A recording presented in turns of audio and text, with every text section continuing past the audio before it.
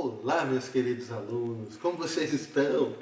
Todo mundo aí descansando na casa, espero que esteja em casa mesmo nesse período conturbado, mas nem por isso nós deixamos de estar aqui com vocês. Sejam bem-vindos a mais uma aula de redação com o terceiro ano mais esperado de todos os tempos.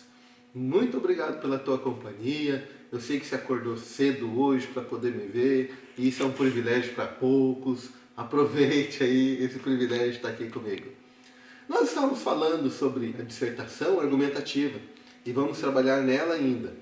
Dissertação argumentativa, nós vamos rever algumas coisas que nós já vimos. Então, vou dar uma pausinha aqui rapidinho. Nós estávamos estudando sobre a introdução e também falamos um pouquinho sobre a conclusão. Viram que ficou um vácuo aqui no meio? Então esse vácuo, ele tem que ser preenchido com mais atenção. Por quê? Ele é o desenvolvimento. O meu brinco com meus alunos é o texto mais maior de grande da dissertação. Então o que você vai colocar nesse desenvolvimento? Lembre-se que você lá no primeiro parágrafo, você colocou a tua tese, o que você pensa sobre o tema. Na conclusão, você deu uma proposta de intervenção para esse problema que você colocou aqui na introdução. Lembra? Conclusão, introdução está ligada. Agora, o que vem a ser o desenvolvimento? Então, em algumas aulas, nós vamos começar a fazer um desenvolvimento muito bem feito. Mas aí você pode perguntar, e eu quero que você questione isso também. Desenvolvimento do quê? É a primeira pergunta que você tem que fazer. Então você vai desenvolver nesses 2, 3 parágrafos aqui no meio a tua tese, o desenvolvimento da tua tese. Então se você colocou uma opinião lá na introdução, você vai desenvolvê-la agora, vai detalhar agora. Está começando a perceber? Você vai colocar a tua tese, aquilo que você pensa, e vai começar a desenvolver. Só que esses 2, 3 parágrafos do desenvolvimento, ele tem que estar ligado com a introdução. Tem que ser uma sequência da introdução. E a conclusão é uma sugestão para acabar com o problema.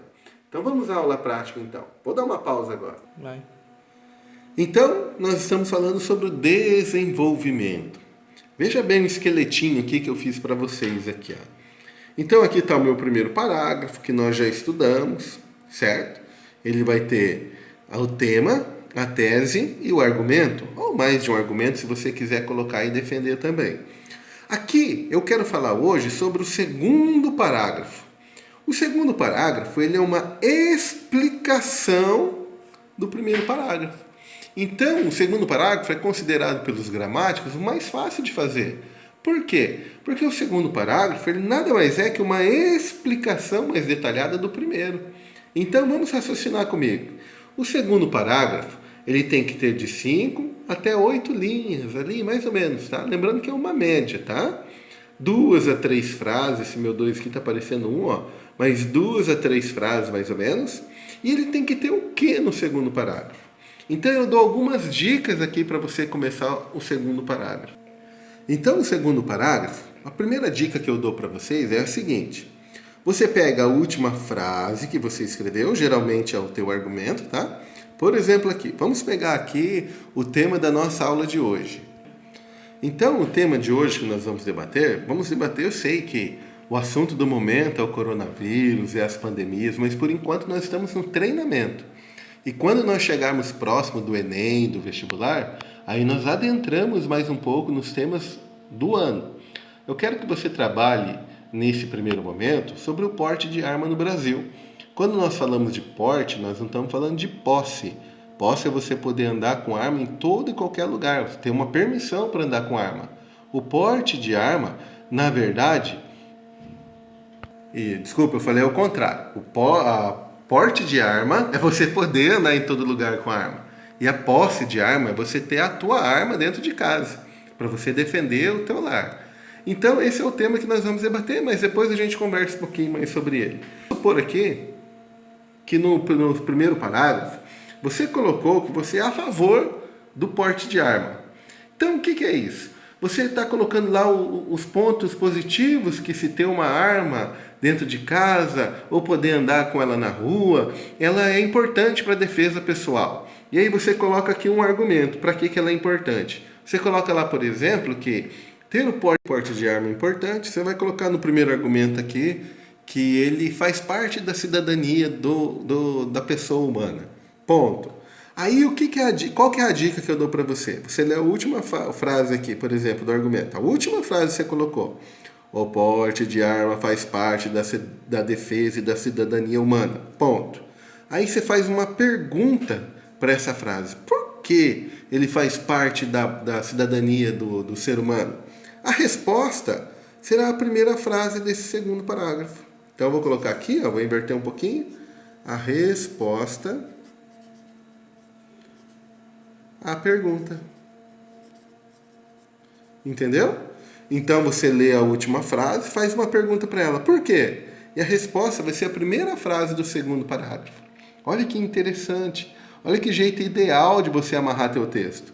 E aí na segunda e na terceira frase, você dá alguns exemplos.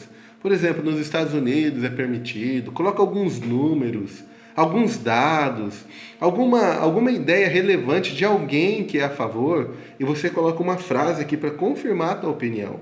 Veja que os dois primeiros parágrafos parece que acabou seu texto. De tanta informação que você colocou aqui, ó.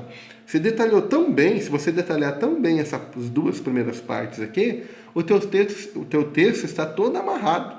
Então, você tem que tomar muito cuidado aqui para que ele esteja ligado. Agora, também, uma outra dica que eu dou para você é que aqui no primeiro parágrafo, você coloca o tema, a tua opinião, e aqui você coloca dois argumentos. Por exemplo, o porte de arma seria importante para a cidadania do ser humano e também um modo de... Então, o que você vai fazer? Defender o primeiro argumento aqui, que é o direito da cidadania, e no segundo parágrafo você vai defender que ele vai diminuir a criminalidade. Veja que você está ligando... Claro que o foco aqui é o segundo parágrafo, mas já praticamente a tua redação está inteira. Primeiro você vai defender sobre um direito do cidadão, você vai colocar fatos históricos, vai colocar aqui citações, que você quiser. Depois você defende por que vai diminuir a criminalidade o porte de armas. E vai colocar dados, estatísticas, trabalha com números, tudo para provar a tua ideia que você colocou aqui na tese. Tudo ok? Então é isso aí. Nós falamos sobre o segundo parágrafo, para você não ter dificuldade de montar a tua redação. Quando nós tratamos de redação dissertativa, você tem que entender que é um texto um ligado no outro. Hoje nós vimos o segundo parágrafo, um pouquinho detalhado só. Claro que detalharemos ao longo das aulas, vamos detalhá-los ao longo de todo o processo. Então o que você vai fazer então? Vai fazer uma redação dissertativa, argumentativa, de 20 a 30 linhas. Eu vou deixar o endereço do e-mail aqui embaixo. Pergunte para a Regina meu e-mail. Você vai escrever um texto à mão, não quero digitado, vai escanear, tirar uma foto ali, o jeito que você achar melhor, e mandar para mim. E aí eu corrijo, imprimo aqui em casa, corrijo e mando de volta para você. Tá bom? Um abraço, pessoal. Fiquem com Deus. Um bom descanso para vocês, mas muito mais que descanso. Juízo, que o tempo corre. Deus abençoe.